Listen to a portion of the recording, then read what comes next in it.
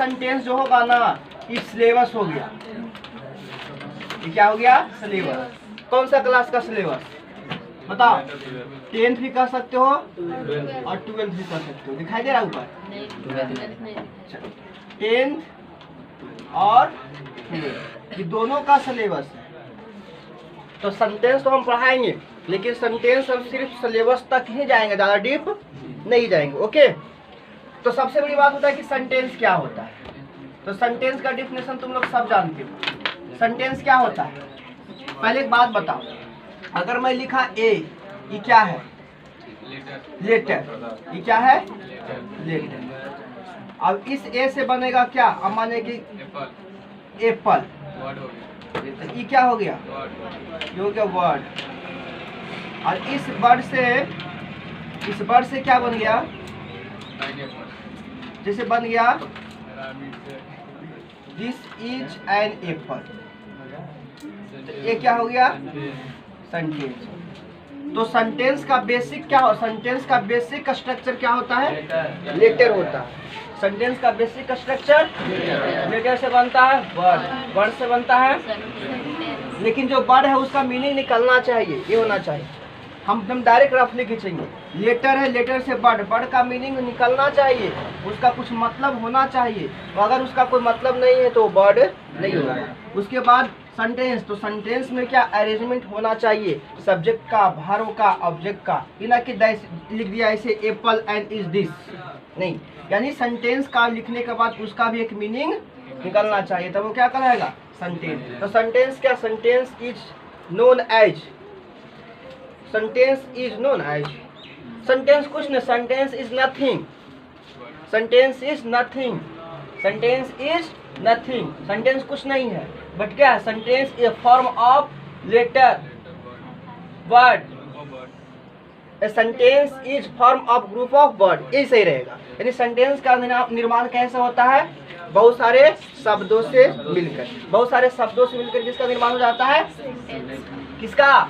Sentence का। और बहुत सारे लेटर से मिलकर क्या बन जाता है? वर्ड बन जाता है। डेफिनेशन इसका बन गया, बहुत सारे शब्दों के मेल से जो बनता है उसे क्या कहता है? सेंटेंस। लेकिन उसका मीनिंग सही निकलना चाहिए। ठीक है, ये सब चीज लिखाते नहीं, डायरेक्ट सेंटेंस लिखते हैं और डायरेक्ट इसका डेफिनेशन लिखो। फटाफट लिखो, तो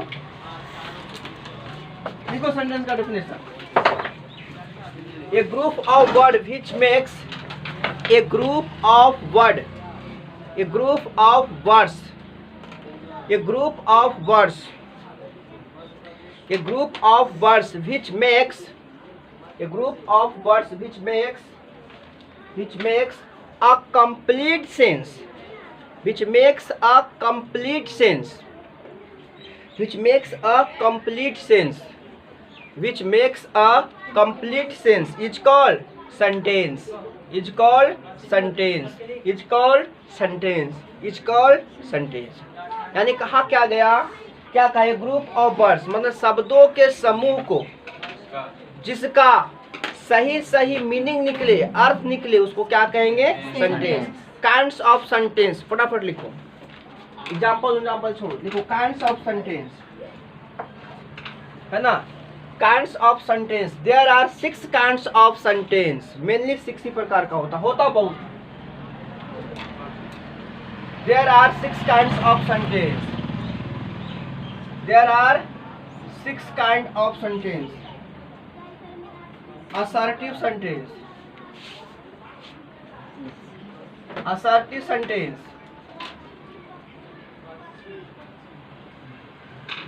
interrogative sentence,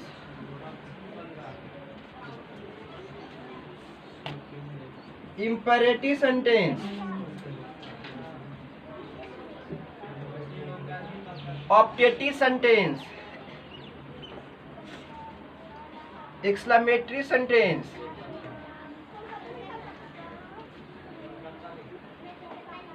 emphatic sentence, emphatic empathic भी बोल सकते, emphatic sentence, है ना? assertive sentence, interrogative, imperative, optative, exclamatory और emphatic। यही मुख्य 6 होता। वैसे हम पढ़ाए होंगे यहाँ पर बेसिक में 11, बेसिक में 11, कंजक्टिव, सब्जेक्टिव, ऐसा ऐसा करके नहीं, तो वहाँ 11, लेकिन वो 11 का निर्माण नहीं सबसे हुआ। मेनली कितने होते हैं सेंटेंस? 6 होते हैं, मेनली 6 होते हैं। मेनली कितने होते हैं? 6 होते हैं। फटाफट लिखो, फटाफट आगे बढ़ो। इस सिलेबस तक ही रुकना, इसलिए उतना ज़्यादा ध्यान देने की चीज़ इसमें नहीं। चलो असर्टिव लिख करके डैश करो। असर्टिव को ही अफर्मेटिव कहा जाता है ना? इसमें 2 क्वेश्चन आता है जी, क्वेश्चन नहीं, 2 तरह के इसको बांटा जाता है 2 भाग में, है ना? लिखो असर्टिव लिखो। A sentence which start with subject, a sentence with start, a sentence which start with subject, A sentence which start with subject and denote the sense of, and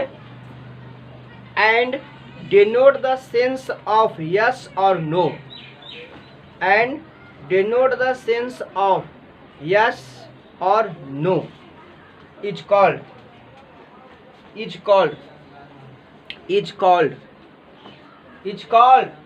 assertive sentence, is called assertive sentence।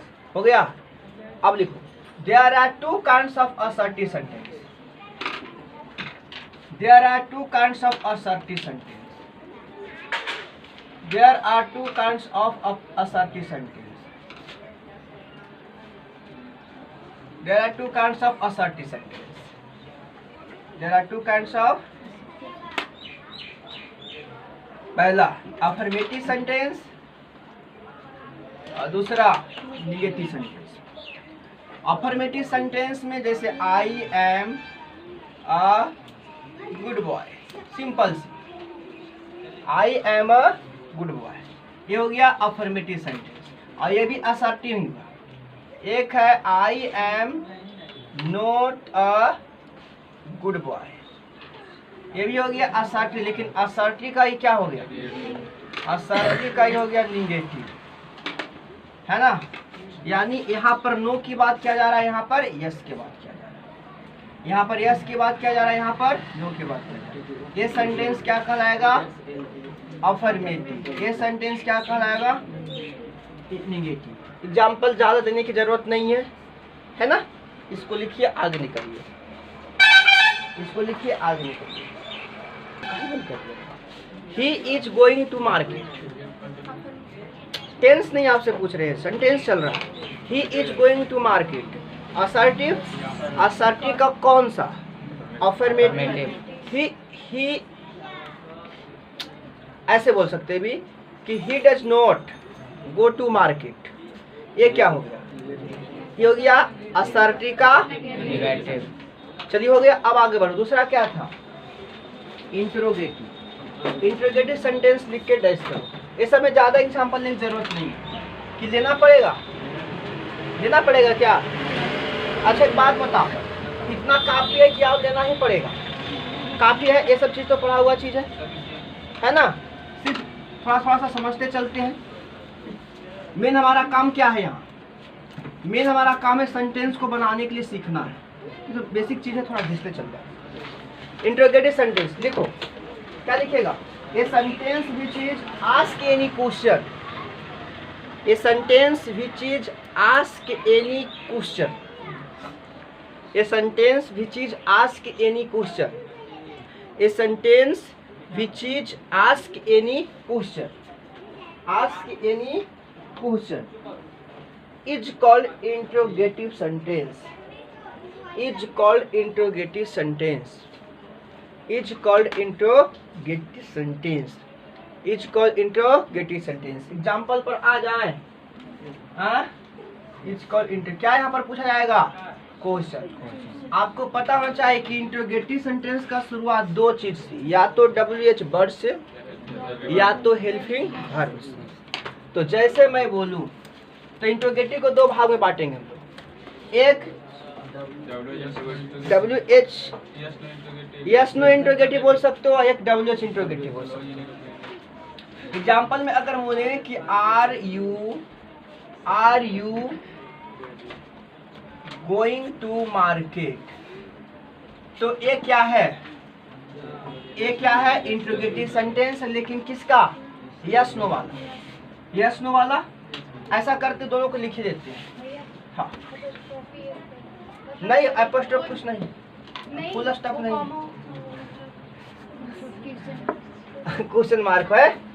चलिए तो example लिख लो वहां पर, और एक लिख लो what is your name, what is, है ना, ये भी इंट्रोगेटिव। अब यहाँ पर क्या होगा कि इसमें क्या होता है, how many kinds of interrogative sentence, तो आंसर क्या दोगे,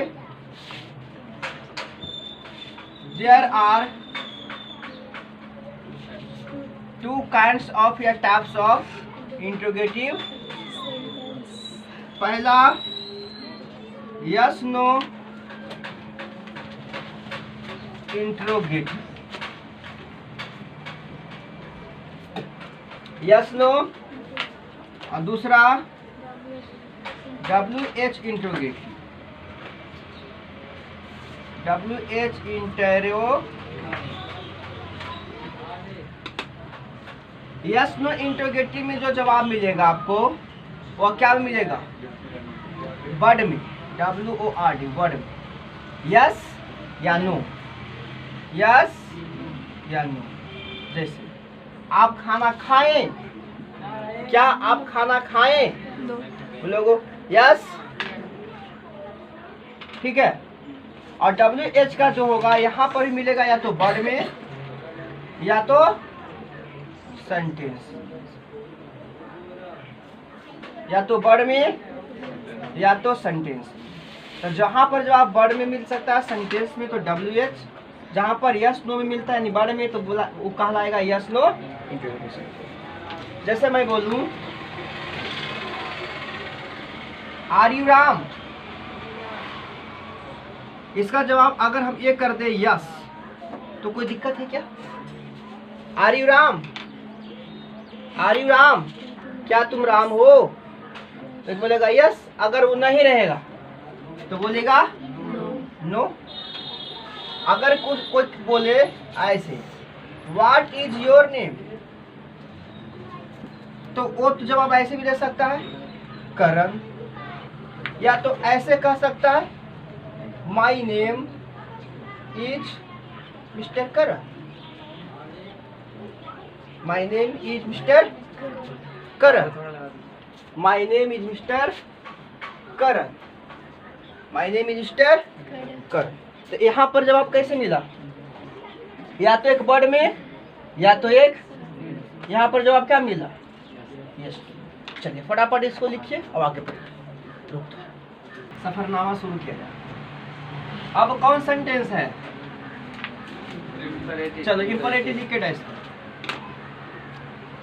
A sentence which is a start with V1, a sentence which is a start with V1, a sentence which is a start with V1, a sentence which a start with V1 and denoted the sense of, and denoted the sense of, and denoted the sense of, post करके लिखना advise, post करके लिखना advise, request, request लिख लिया, kindly, kindly, suggestion, और बहुत सारे होता है, ETC करके बंद कर। डिनोट द सेंस ऑफ क्या, एडवाइज, बोलो जल्दी जल्दी। It is called imperative sentence. Is called imperative sentence. Imperative sentence का शुरुआत क्या से होता है? V1 से। V1 प्लस ऑब्जेक्ट कल ही तो पढ़ाए थे। V1 प्लस और इम्परेटिव सेंटेंस जैसे कहे ओपन द डोर, एग्जाम्पल लिख लो, open the door. Shut up, shut up. और बोलो please give me some money, please give me some money. Kindly, kindly, kindly come here, है ना? Kindly come here. ये सब क्या है? इम्परेटिव सेंटेंस का सेंटेंस है। या तो वो हमेशा क्या शुरू होगा? V1 से। सब देखो V1 से शुरू है। बच्चे को लग रहा है कि प्लीज और काइंडली, तो प्लीज काइंडली तो दर्शा रहा है उसको रिक्वेस्ट वाले चीजों का। लिख लिए? चलिए इम्परेटिव सेंटेंस हुआ। आगे बढ़िए। आगे क्या है? इसका नेगेटिव ही ले ले, छोड़ दो ना इसका नेगेटिव। आप इम्परेटिव सेंटेंस का पास्ट नहीं बना सकते हो, इसलिए आप डिड नहीं ला सकते हो। डिड क्या बताता है? पास्ट बताता है। और इम्परेटिव सेंटेंस का मतलब जैसे हम आपको ऑर्डर दे रहे हैं तो पास्ट में देंगे, हम आपको रिक्वेस्ट कर रहे हैं पास्ट में देंगे, आपसे हम सजेशन दे रहे हैं आपको पास्ट में देंगे। आप समझ गए होंगे कि पास्ट में कभी भी नहीं होगा या डिड का प्रयोग नहीं होगा। क्लियर? क्लियर ना? इम्परेटिव सेंटेंस हमेशा जो होता है, इम्परेटिव सेंटेंस हमेशा एक तरह से मोडाल की तरह यूज हो जाता है। Kindly help me, kindly help me का मतलब हम उस पर्सन को ये नहीं कह रहे हैं कि वो सेकेंड पर्सन है, थर्ड पर्सन को है, वो कोई भी पर्सन रहे। जब काइंडली हेल्प मी कहे तो फर्स्ट पर्सन भी बात कर सकता है, सेकेंड पर्सन भी कर सकता है, थर्ड पर्सन भी कर सकता है। ऐसे हालात में हम डू लगाते हैं। डू का मतलब यहाँ पर क्या होता है? डू का मतलब यहाँ पर हेल्पिंग वर्ब के रूप में डू डज जैसे होता है वो नहीं आता है। डू का मतलब होता है आप किसी को करने के लिए एक काम दे रहे हैं, जिसने कहता है डू दिस, इसे कर, तो ये क्या है?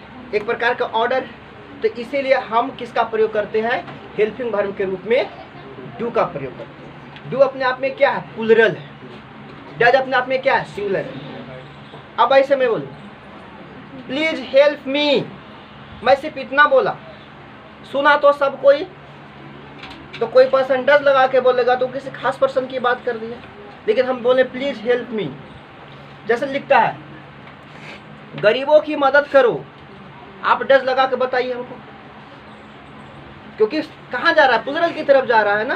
तो इसी सिचुएशन के लिए वहाँ पर ना डिड डिड क्यों नहीं, क्योंकि पास्ट नहीं होना चाहिए। डज क्यों नहीं, क्योंकि सिंगुलर बना देता है, और सिंगुलर होना ही नहीं चाहिए। और डू क्या है? प्लूरल बनाता है। तो आप किसी चीज को स्पेशल किसी को नहीं बोलते। जैसे बताओ, आप कुछ भी बोलो ऐसा, जैसे आप नहीं कहते हैं may you live long, may you live long, क्या कहते हो आप? 1 साल जियो, 2 साल जियो, अनंत साल जियो, बोलते हो ना जी। और बोलो, अरे क्यों बंद क्यों करो, छूते नहीं जाना इसे नहीं जाता है। ब्राइटनेस नहीं किया है, अच्छा। और क्या बोल रहे थे? भटका देता है दिमाग से अंदर जाने नीति तक गदाई। क्या बोल रहे थे? हाँ, अब देखो क्यों नहीं और आता है डज। सुनिए, जैसे बोला जाता है ना ओबे द ट्रैफिक रूल, सिर्फ आपके लिए, सबके लिए। बताइए, डज लगा के दिखाइए हमको। तो सेंटेंस खुद बता देता है, इसीलिए ये नहीं लगाते हैं, ये पास्ट हो जाता है। और पास्ट में आप इम्परेटिव सेंटेंस का प्रयोग नहीं कर सकते हैं। प्रेजेंट में कर सकते हैं, तो डज क्यों नहीं लगा सकते? तो डज लगाने से किसी खास व्यक्ति के बारे में बात कर देगा, जैसे ही, ये सब थर्ड पर्सन की बात किया जाएगा। और इम्परेटिव सेंटेंस में कोई थर्ड पर्सन की स्पेशल बात नहीं किया जाता, उसमें तीनों पर्सन आ जाता है, सब आ जाता है उसमें। जिससे मैं बोलूँ ना, यहीं पर बोलता हूँ ना, प्लीज हेल्प मी, चलो कौन कौन मेरे हेल्प करने वाले हो? सब करोगे, जिसको मन होगा करोगे, जिसके मन होगा नहीं करोगे। जैसे बताओ ने, पीएम फंड केयर आया था ना भाई, उसमें बोला था कि क्या बोला था कि अपने देश को क्या करे, अपने देश की अर्थव्यवस्था खत्म हो गया, पैसा सरकार के पास नहीं है, लोग उसे मदद करें। तो वो क्या बोला था, किसी एक लोग के बोला था कि पूरे जनता को संबोधन किया था। इम्परेटिव सेंटेंस क्या शो करता है, पूरे के पूरे इस जनता को संबोधित करता है। जैसे काइंडली जैसे बोलते हैं, जैसे आप जैसे बैंक में जाते हो, तो बैंक में जाते हो क्या लिखा रहता है?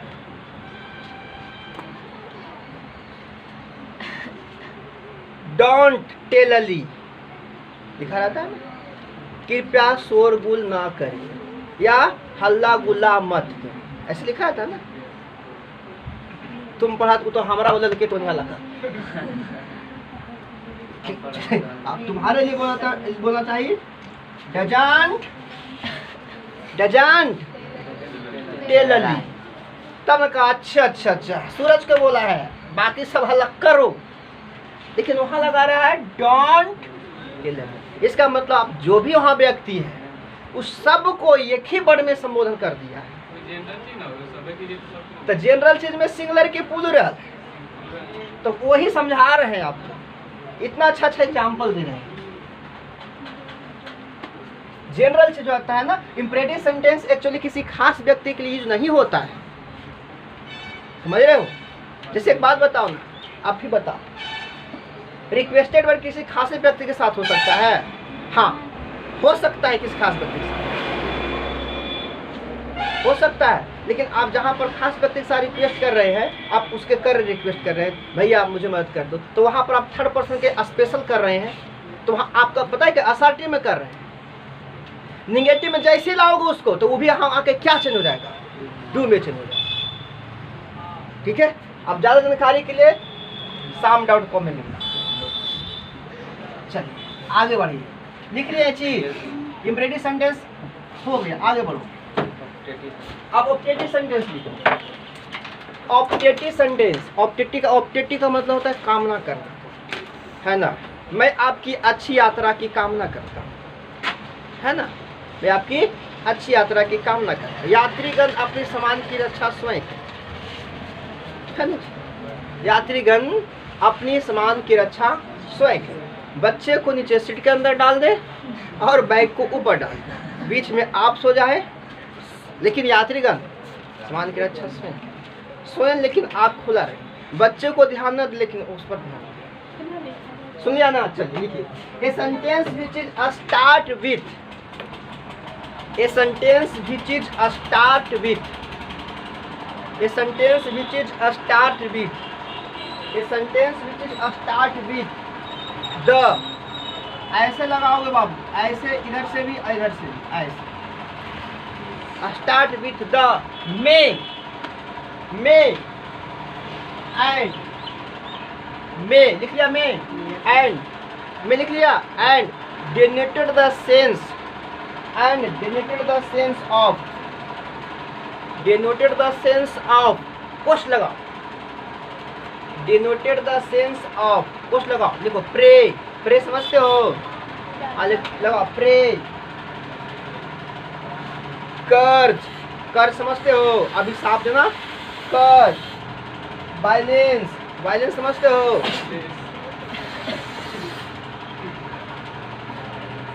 वायलेंस समझते हो, अरे वायलेंस भाई,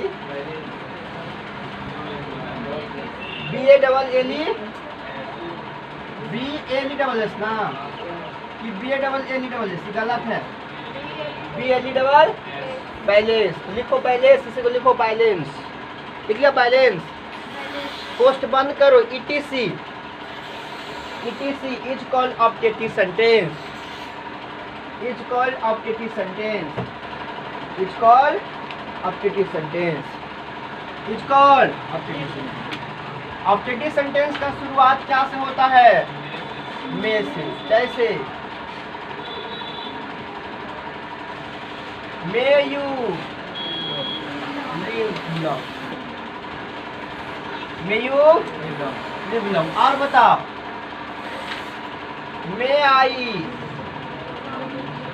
कमिंग नहीं होता है? हाँ? अरे ऑब्जेक्टिव में तो है, मे आई कमिंग नहीं है ऑब्जेक्टिव। अरे बोलेगा ए बच्चा दिक्कत है क्या? हाँ? और क्या? आओ सुनो, अगर मैं बोल दूं मैं, आओ बोलो, कुछ बोलो। मे आई गो आउट, मे आई गो आउट एक प्रकार का ऑर्डर हो गया वो। सॉरी, यानी आप क्या ले रहे हो? सलाह ले रहे हो, नहीं सजेशन दे रहे हो। मे I can, may I come in, may I go out, नहीं वो भी तो यही आ जाएंगे, मे आई गो आउट। अरे बहुत सा एग्जाम्पल है, इससे क्या मतलब है? सेंटेंस तो बनाने आना चाहिए हमें पहले, बस इतना याद रखो। इम्परेटिव सेंटेंस का शुरुआत में से होता है। तो पता है कभी कभी में नहीं लिखल रहे, हाँ कभी कभी में नहीं लिखा रहेगा, लेकिन वो सब चीज़ें यहाँ पर मतलब नहीं है। मतलब यहाँ पर है कि हमको सेंटेंस बनाने यहाँ पर आना चाहिए, एग्जाम में क्वेश्चन आए फंसना चाहिए। ज़्यादा डिटेल के लिए sam.com, हाँ sam.com। एग्जाम्पल लिखो, आगे बढ़ो, लिखो आप एक्सक्लेमेटरी सेंटेंस, एक्सक्लेमेटरी सेंटेंस। सोचे कि मोच दाढ़ी बढ़ाएंगे, बढ़ता बढ़ता मामा जी 22 तारीख हमारे यहाँ मुड़ना है। हाँ रुक गया, कैमा नंबर होगा? 5वां। लिखो एक्सक्लेमेटरी ना, लिखो ए सेंटेंस व्हिच स्टार्ट। कितना सिंपल लैंग्वेज है, एक बार खाली याद रखेगा सब हो जाएगा। A sentence which start, a sentence which start, no a sentence which, काटो, a sentence which is explain of, a sentence which is explain of, a sentence which is explain of, explain of sudden feeling, explain of sudden feeling, explain of sudden feeling, sudden feeling of the heart, of the heart, heart समझते हो ना, दिल से, of the heart is called, is called, is called है ना, is called. इसका keyword, इसका जो कीवर्ड है, अरे इसका कीवर्ड क्या होता है?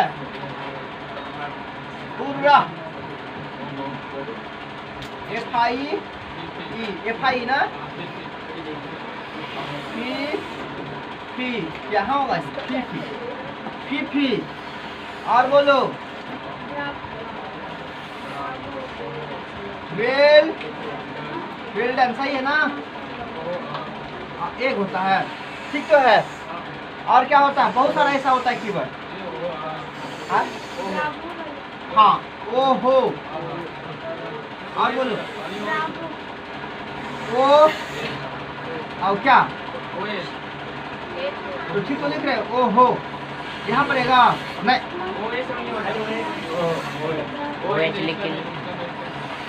ओहो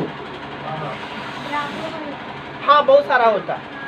और sign of exclamation,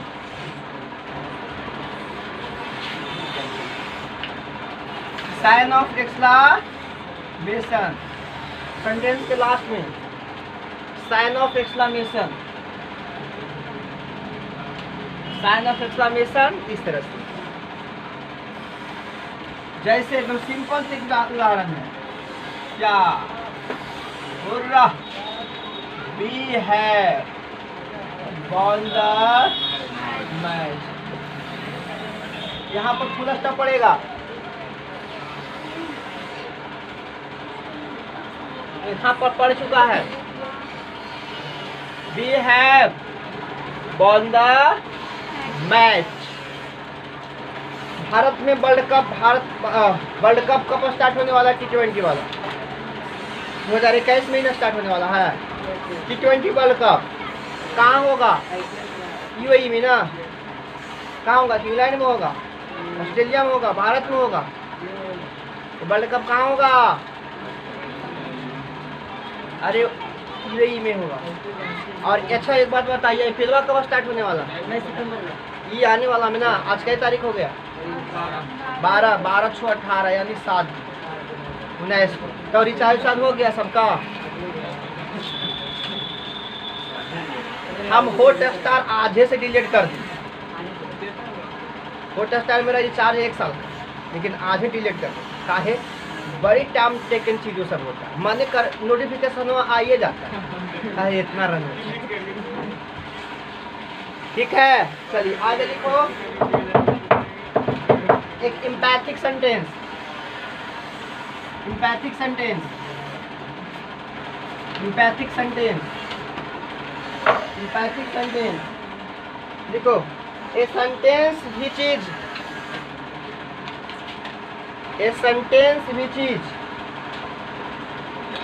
given the sense of loudness. A sentence which is given the sense of loudness. A sentence which is given the sense of loudness. Loudness is called emphatic sentence. Is called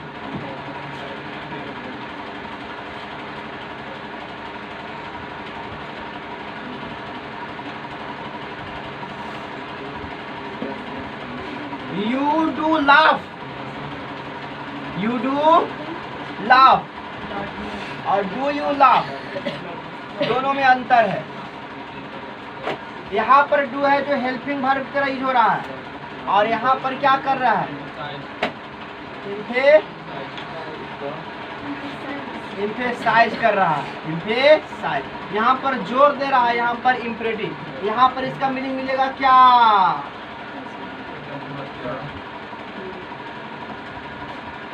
और यहाँ पर मिलेगा ही।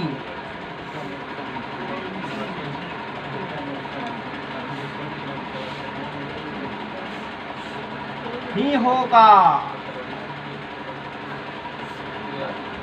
तो ये क्या है? Emphasise. और ये क्या है? ये दोनों लिख दिए हैं, लिख लो। आगे बढ़ो। अब आ गए हम लोग अपने मेन पॉइंट पर।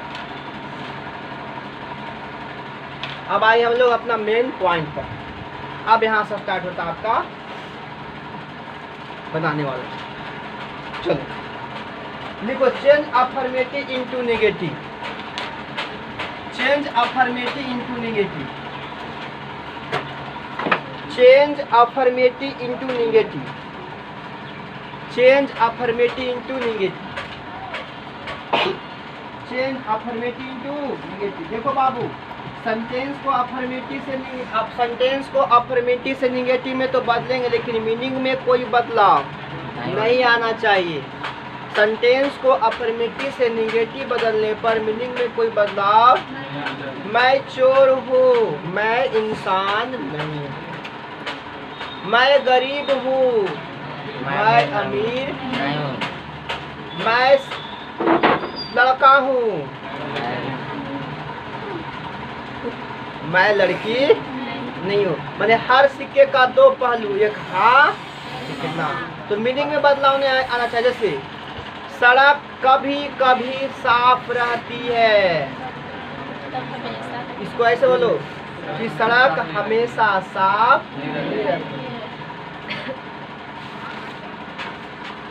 टमाटर कभी कभी पढ़ने आता है, इसका मतलब रोज पढ़ने नहीं आता है। तो दोनों का मीनिंग एक ही हुआ कि नहीं हुआ ना? हाँ, तुमको देखो 5 बजे लिखा। क्या लिखा? अफर्मेटिव से नेगेटिव। तो अफर्मेटिव में सब्जेक्ट रहेगा, हेल्पिंग वर्ब रहेगा, और क्या रहेगा? ऑब्जेक्ट रहेगा। अच्छा, इसमें मेन वर्ब होगा। मेन वर्ब प्लस क्या? ऑब्जेक्ट। देखिए अफर्मेटिव हो गया, एफ का मतलब क्या, तो बनाना क्या है, एनजी मतलब नेगेटिव। सब्जेक्ट का सब्जेक्ट रखो, सब्जेक्ट के बाद हेल्पिंग वर्ब भी रखो, और पता हेल्पिंग वर्ब और मेन वर्ब के बीच में क्या लाना है। और यहाँ पर जो लिखोगे ना बाबू मेन वर्ब, हटाओ नहीं इसको, मैंने वर्ब कर मेन वर्ब जो लिखोगे ना, मेन वर्ब को लिखोगे ANT, एनटी मतलब उल्टा। अरे उल्टा क्या, जैसे एग्जाम्पल देखो, आई एम पुअर, निगेटिव बनाओ, आई एम नॉट रिच। देखो ये पुअर जो है ना मेन वर्ब है यार, यहाँ पर एडजेक्टिव होना चाहिए भी था ना, जो भी रहेगा इधर के बाद सब चेंज होगा, सब थोड़ी चेंज होगा, तो गलती लिख दिए हम। मेन वर्ब तो मतलब कि एडजेक्टिव चेंज हुआ तो टोन चेंज हो रहा। I am foolish, adjective change हो रहा है ना। मेन वर्ब रहेगा तो आई एम प्ले, एक मिनट रुको बाबू रुको, यहाँ पर कंफ्यूज हो गया, रुको तो यहाँ पर कंफ्यूज हो गया, यहाँ पर मेन वर्ब चेंज हो, एडजेक्टिव भी लिख देते हैं, मेन वर्ब रहेगा तो मेन वर्ब, तो यहाँ एडजेक्टिव भी डाल देते हैं, दोनों का उल्टा, एडजेक्टिव और मेन वर्ब, एडजेक्टिव और मेन वर्ब। अगर मतलब हेल्पिंग वर्ब के बाद मेन वर्ब रहेगा तो मेन वर्ब चेंज होगा, लेकिन मेन वर्ब के रूप में चेंज होगा। सिंपल सी बात रखो, मेन वर्ब हटाओ, कंफ्यूजन पैदा करेगा इंग्लिश।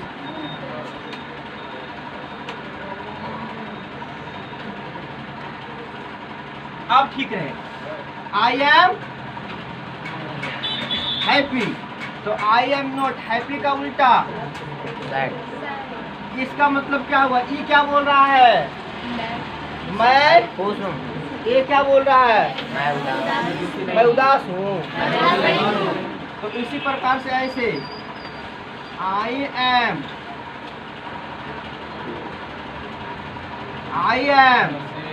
इनोसेंट, तो आई एम नॉट क्या होगा, अरे इनोसेंट का उल्टा गिल्टी, अरे निर्दोष हैं तो क्या है, दोषी है जी। को इसको और एग्जाम्पल दे, एक बनाइएगा आप, दे सिंपल दे एग्जाम्पल, लिखो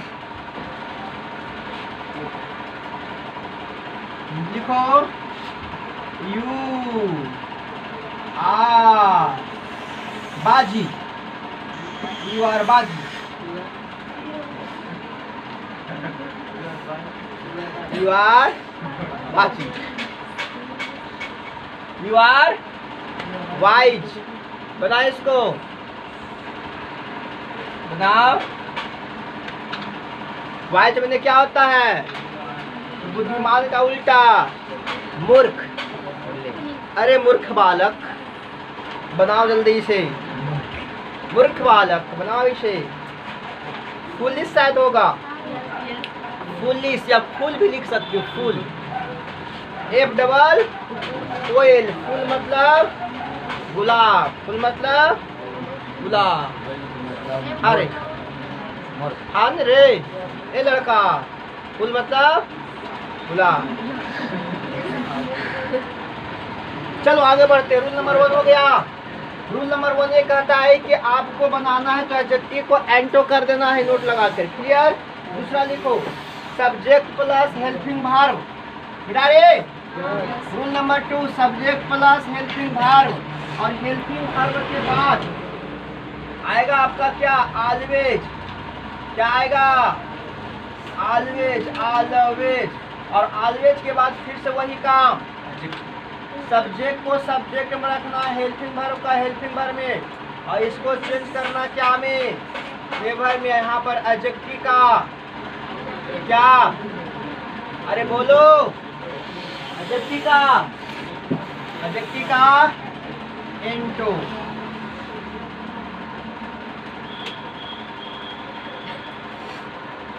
जैसे लिखो आई एम ऑलवेज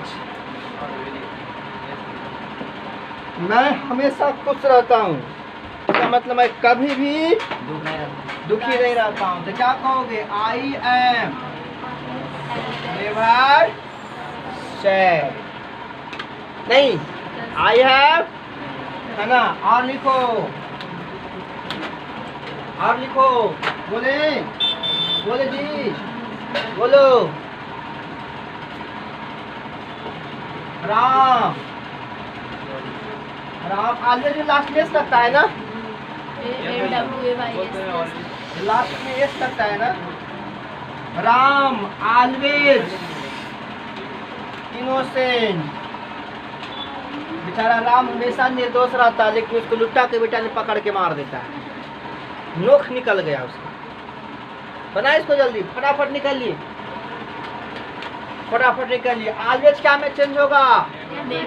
नेवर में। ऑलवेज नेवर में। Always always always always. चलिए रूल नंबर 3।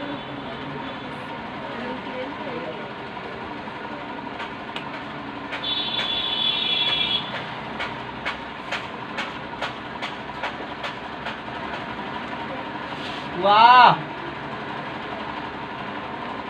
ये कौन सा टेंस का कीवर्ड है?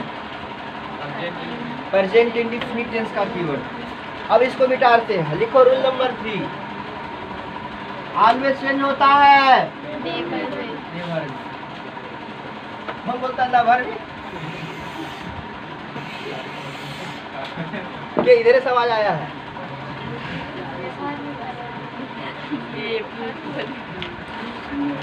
अब है समटाइम्स, उसके बाद क्या? एडजेक्टिव। यहाँ क्या करोगे? सब्जेक्ट का सब्जेक्ट, हेल्पिंग वर्ब का हेल्पिंग वर्ब। अब ये चेंज होगा क्या में? प्लस एडजेक्टिव का एंड। कितना सिंपल है। ऑलवेज रहेगा तो समटाइम्स रहेगा तो जैसे लिखो, you are sometimes innocent.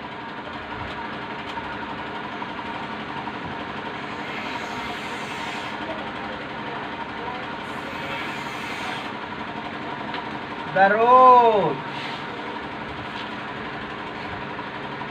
sometimes clean.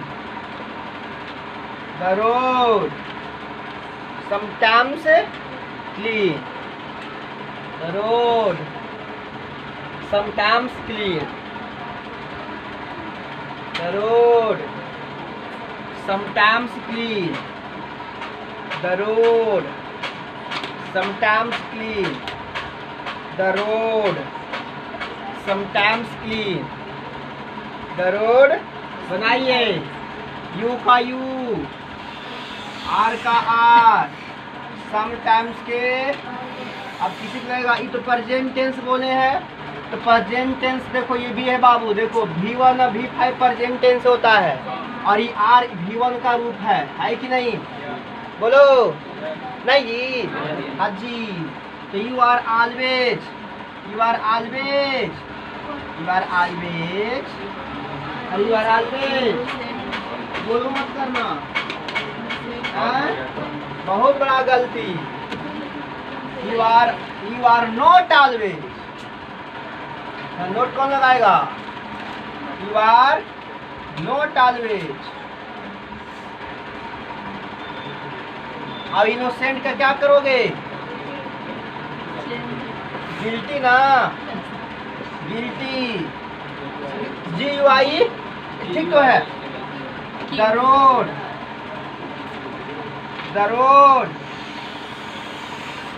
the road does not always dirty। DIRTY ना, DIR। सब गलती बनाया होगा यहाँ पर, पक्का गलती बनाया होगा, क्योंकि यहाँ पर रोड है। द रोड समटाइम्स है तो डज आ जाएगा यहाँ पर। इतनी जयमार नहीं है, डज आ जाएगा यहाँ। क्या जाएगा? Does. The road does not always dirty. The road does not always dirty. Always क्या रूल्स हुआ? एक बार रिवाइज करो पीछे से। पहला रूल्स था subject plus helping verb plus adjective. तो एडजेक्टिव को चेंज नोट लगाए थे और एडजेक्टिव को चेंज किए थे एंटो में। दूसरा था लगा करके दिया था हमको क्या, ऑलवेज, हमने चेंज कर दिया नेवर। तीसरा लगा के दिया था समटाइम्स, हमने लगा दिया ऑलवेज, लेकिन उसके पहले नो। 3 क्लियर। चलिए आगे रूल नंबर कितना, 4 पढ़िएगा। हाँ अच्छा, और इसके बाद वाला क्लास